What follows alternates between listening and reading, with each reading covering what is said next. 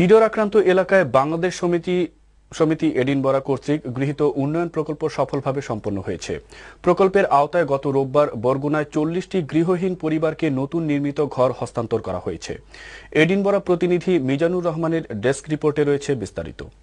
স্কটল্যান্ডের রাজধানী এডিনবরায় বসবাসরত প্রবাসী বাংলাদেশিদের অর্থায়নে সিডর আক্রান্ত বরগুনা সদর উপজেলার নলটুনা ও বালিয়াতলী ইউনিয়নে নির্মিত 40টি ঘর গৃহহীন পরিবারের মধ্যে হস্তান্তর সম্পন্ন হয়েছে।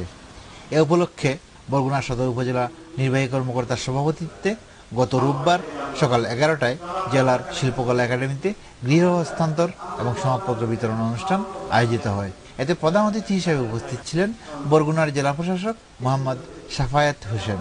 প্রবাসীদের প্রতি আন্তরিক কৃতজ্ঞতা প্রকাশ করতে গিয়ে তিনি বলেন, ঐকান্তিক প্রচেষ্টায় যে 40টি ঘর আমরা গৃহহীন মানুষকে দিতে পারলাম, আমি অত্যন্ত আনন্দিত এবং আশাবাদীকে আমি আন্তরিকভাবে ধন্যবাদ জানাচ্ছি, কৃতজ্ঞতা জানাচ্ছি এবং আশা করছি আগামীতেও তাদের এই সাহায্য সহযোগিতা অব্যাহত থাকবে এবং আমাদের এই বাংলাদেশের বিশেষ করে সিডর আক্রান্ত বরগুনার মানুষের কল্যাণ তারা এগিয়ে আসবে এই প্রত্যাশা ব্যক্ত করছি। সুফলভোগী পরিবারের সদস্যগণ ছাড়াও স্থানীয় সরকার প্রতিনিধি এবং ইউনিয়নের বিশিষ্ট ব্যক্তিবৃন্দ অনুষ্ঠানে উপস্থিত ছিলেন।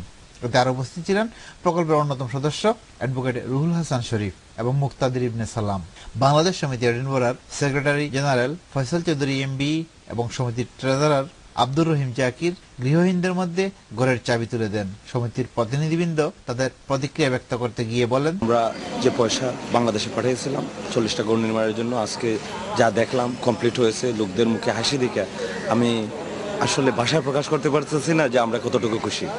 এই কাজের সাথে আমাদের সাথে জড়িত এবং আমাদেরকে সাহায্য করেছেন, আমি বাংলাদেশ সমিতির পক্ষ থেকে সবাইকে ধন্যবাদ। আর্তমানবতার সেবায় এডিনবরার বাংলাদেশিদের এ ধরনের সফলতা দৃষ্টান্ত স্থাপন করবে এমনটাই মনে করেন স্থানীয়রা। Mizanur Rahman, channel S news, Edinburgh.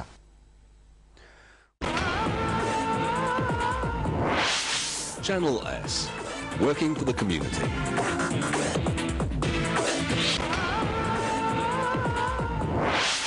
Channel S, working for the community.